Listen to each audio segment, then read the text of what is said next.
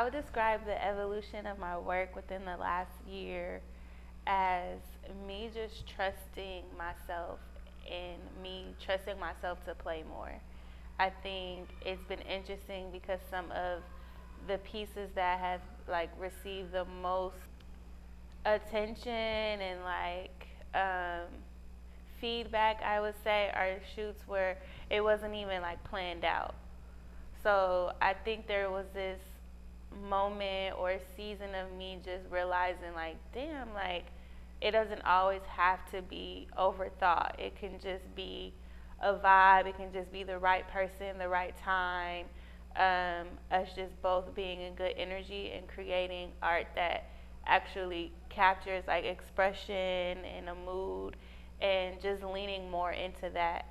Um, I also feel like just the evolution of just me as a person and just being more confident in the moves that I make and even being confident when I'm not fully sure.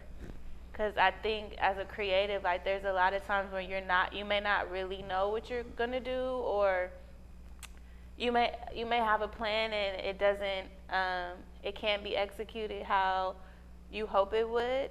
So being confident that you can think on your toes, being confident that you can adjust and you can pivot and stuff like that. So I feel like this year was also a year for me to lean more into my confidence and just trusting that as things unfold, I can figure it out.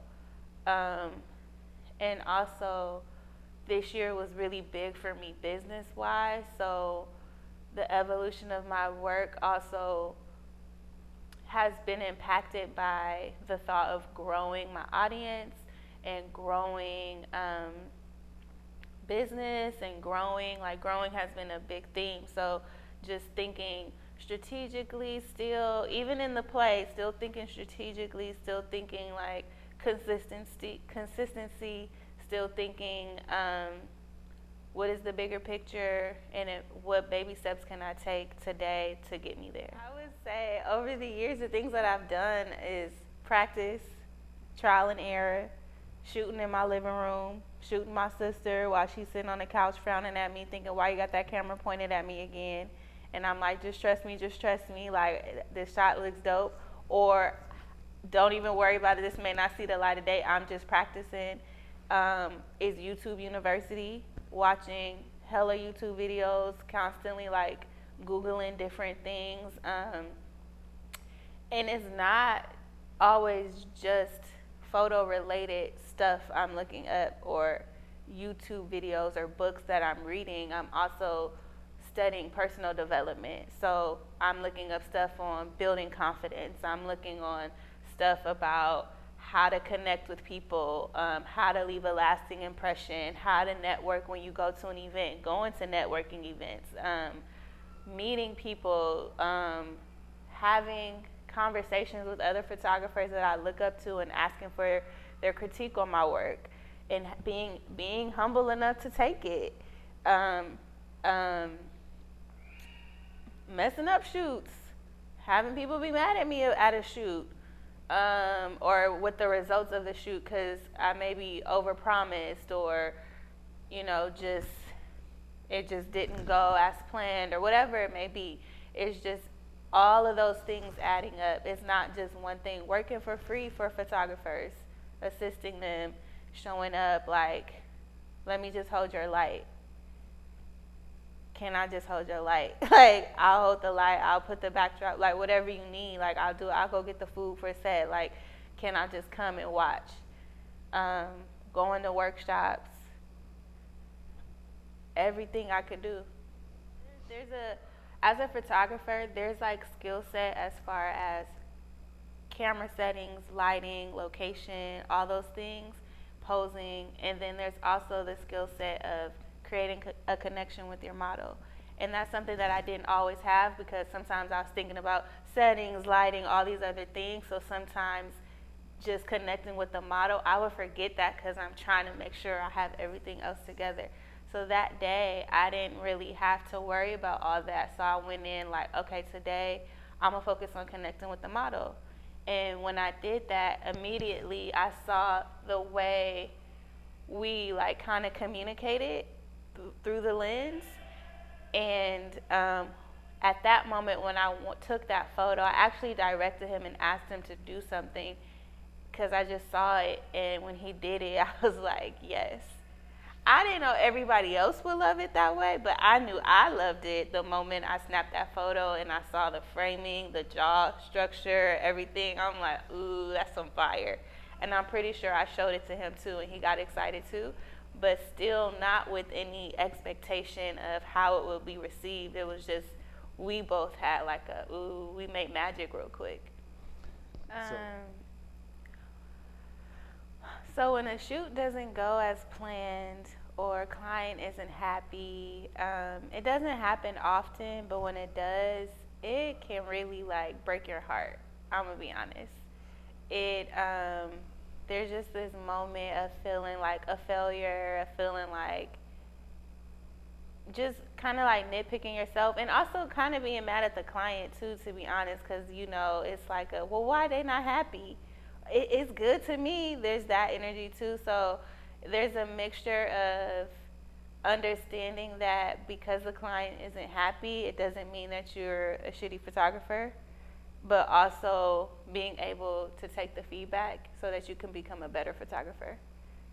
So it's a thin line, and it can be hard, and I think I just kind of toggle back and forth for a little bit of like, damn, why they not happy, to dang, what can I do better so next time they are, or the next client is.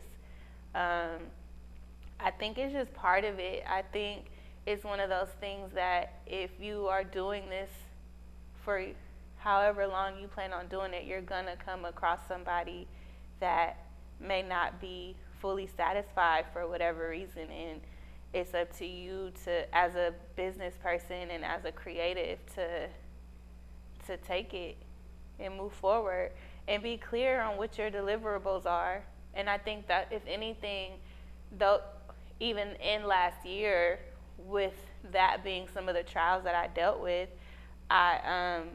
it made me get clearer on what I need to know from my client ahead of time. It made me get clear about what I need my client to know, not just what I need to know from them, but what I also need them to know what to expect from me, and what I can deliver and what I can't, and what just a better line of communication of what expectations are, so that everybody's happy in the end, because that's always the goal. That's planned. I feel like there's a few things that I rely on. First, my community, my tribe. Although I'm saying self-reliance, I've made it a point to surround myself with people who I could trust and who I can kind of use as a sounding board. So I'll express my frustrations to them and like the situation, get their feedback. Sometimes a lot of them, obviously they're biased, so they might have my back hard. And sometimes I feel like you need that. You need to know that like you're supported even when you fuck up, even when you mess up, because it gets hard when you're doing this and you get that type of feedback. But I think having like a good circle around you to let you know what, just kind of talk it out with you basically, so you can hear yourself, because you need to hear the good and the bad. I think the other thing I do is self-talk.